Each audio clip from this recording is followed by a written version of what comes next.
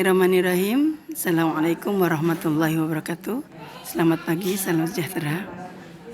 Anak-anak ibu, gimana kabar kalian semua? Semoga selalu dalam lindungan Allah SWT. Dan siapa hari ini yang kurang sehat, semoga Allah berikan kesehatan baik jasmani maupun rohani, dipanjangkan umur taat ibadah kepada Allah. Anak-anak ibu yang dirahmati Allah, pagi ini ibu akan menjelaskan tentang materi bab zina. Tapi sebelum kita berlanjut, ibu ingin bertanya, tahukah kalian apa itu zina? Dan dosa-dosa apa sajakah yang dilakukan, yang didapat oleh orang-orang yang berzina? Oke, hari ini ibu akan menjelaskan pengertian zina dulu. Zina adalah hubungan yang dilarang dalam Islam, yang dilakukan laki-laki dan perempuan yang belum menjadi mahramnya. Mereka sudah balik dan melakukan hubungan tersebut tanpa menikah. Suatu yang jelas-jelas dilarang oleh Allah. Perbuatan zina itu sendiri banyak sekali akibatnya. Di antaranya akan mendapat hukuman dari Allah, hina di dunia, setelah menjadi cacian dan olok-olokan manusia lain. Serta hukumannya sangat berat kalau kita memahaminya. Hukum zina terdapat dalam surat Al-Isra ayat 32. Nah, kategori zina itu sendiri pun terdapat menjadi dua, yaitu zina muhsan dan ghairu muhsan. Zina muhsan adalah zina yang dilakukan antara perempuan dan laki-laki yang sudah menikah, yang sudah menikah. Contoh, ibu B sudah mempunyai suami dan yang laki-laki C juga sudah mempunyai suami, dan mereka melakukan hubungan atau pacaran, bahasa katanya sekarang pacaran. Akhirnya terjadilah hubungan yang dilarang oleh Allah. Nah, itu disebut zina muhsan, zina besar yang dilakukan oleh orang-orang yang sudah menikah. Yang kedua adalah zina ghairu muhsan. Zina ghairu muhsan adalah zina yang dilakukan antara laki-laki dan perempuan yang belum menikah. Yang biasanya ini dilakukan karena tadi kita terlalu lepas dalam pergaulan bebas. Kita tidak dapat mengontrol diri. Kita terlalu over dalam menyikapi segala sesuatu bentuk pergaulan. Akhirnya lepas kontrol. Yang namanya perbuatan zina tadi banyak sekali akibatnya. Bisa saja hamil di luar nikah, atau kejadian-kejadian yang tidak kalian inginkan atau tidak kalian kehendaki. Oleh sebab itu, untuk menghindari hal tersebut, kita harus memiliki sifat mujahadah an-nafsi. Apa itu sifat mujahadah an-nafsi? Sifat yang mampu mengendalikan diri kita. Mujahadah an-nafsi harus kita miliki. Semua manusia harus memiliki sifat mujahadah an-nafsi. Karena dengan sifat mujahadah an-nafsi tadi, kita dapat mengontrol diri kita, mengerem diri kita dari sesuatu hal yang dilarang agama dan yang akan merugikan kita sendiri ataupun orang lain. Hukum-hukum untuk orang yang berzina, seperti yang tadi Ibu jelaskan di awal.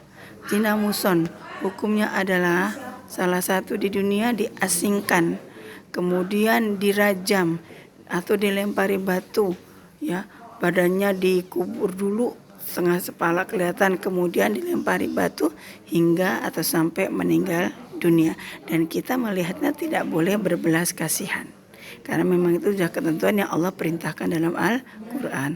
Sedangkan ghairu muhsan adalah laki-laki dan perempuan yang melakukan tadi adalah masih gadis. Laki-lakinya bujangan, perempuannya gadis. Maka hukumnya adalah diasingkan. Diasingkan di negeri antah berantah di manalah. Laki-lakinya di ufuk timur atau perempuannya di ufuk barat.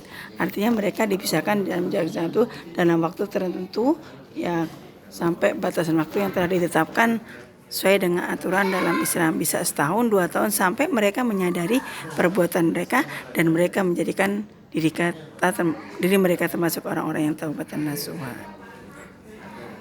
Nah, jadi buat kita semua anak-anak ibu yang dirahmati Allah, kita harus memiliki mujahadah nafsi untuk mengontrol diri. Kita harus menyadari bahwa hidup ini ada pertanggungjawabannya. Hidup ini ada malaikat yang mencatat. Hidup ini ada malaikat yang memperhatikan gerak-gerik kita. Dengan kita banyak istighfar, berteman dengan orang baik, insya Allah kita akan terhindar dari hal-hal yang demikian. Ya.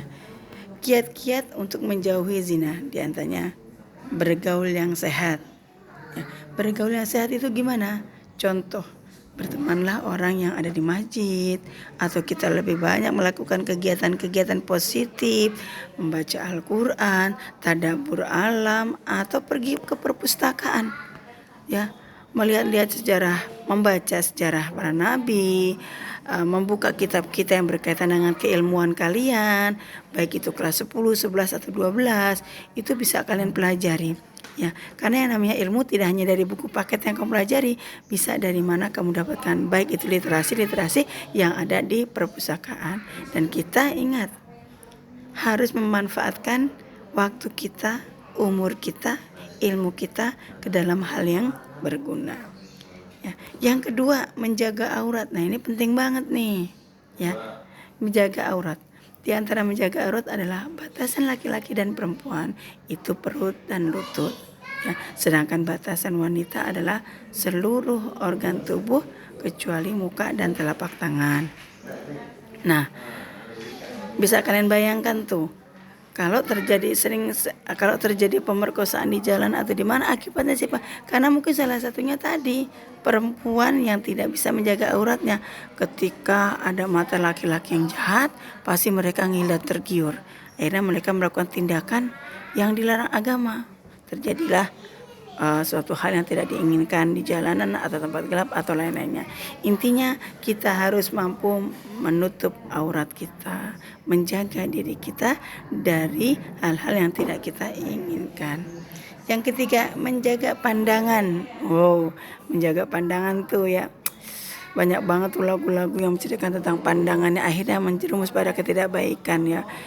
Seperti sebenarnya lagu itu baik ya, tapi kadang-kadang disalahgunakan. Wanita itu dari ujung kaki sampai ujung kepala semua serba menarik, nak. Menarik, senyumnya menarik, lirikan matanya menarik, goyangannya bikin laki klepek-klepek, pandangannya bikin laki pingsan, pokoknya semua. Nah, gimana cara kita menyikapinya? Ya, kan kemarin ada yang bertanya, Bu, senyum itu kan ibadah. Kalau kita senyum gimana? Tapi kan senyum juga bisa membawa nafsu laki-laki. Betul. Tergantung kita menyikapi hal tersebut. Ya, kalau kita senyum genit ya pastilah laki-laki akan tergoda. Tapi kita kalau senyum sebatas sedekah, maka selamat pagi Pak, contohnya cukup kan senyum, atau selamat pagi Bu, selamat pagi teman-teman, cukup dengan senyum. Bukan mengumbar senyum dengan sedikit mata genit atau hal-hal yang tidak pantas dilakukan oleh seorang wanita. Dan itu harus kita hindari. Ingat, Rasulullah dan kalam Allah dan Al-Quran mengatakan, hai kaum wanita, hendaklah kita menjaga pandangan kita, menutup kemaluan dada kita dari hal-hal yang tidak kita inginkan. Oke, anak ibu rahmati Allah, itu tadi kita sedikit tentang bab zina. Semoga bermanfaat buat kita semua. Dan ingat, sekali lagi, kita berusaha untuk menghindari hal-hal yang tidak kita inginkan. Ya, di materi ini kalian bisa menyimak ya, karena sudah ibu buat sedemikian rupa, ada pengertian secara bahasa ya, ada zina secara istilah, kalian bisa membaca secara literasinya. Ibu tidak panjang lebar, tapi ibu mempersilahkan kalian untuk lebih menggembari membaca. Dan ingat, wala taqrabuz zina innahu kana fahisyatan wa sa'a sabila ya, surat Al-Isra ayat 32. Dan janganlah kamu mendekati zina, sungguhnya zina itu adalah suatu perbuatan yang keji dan suatu jalan yang buruk. Subhanallah ya, paham. Nah, ingat, zina muson, pelaku zina balik berakal sudah pernah menikah.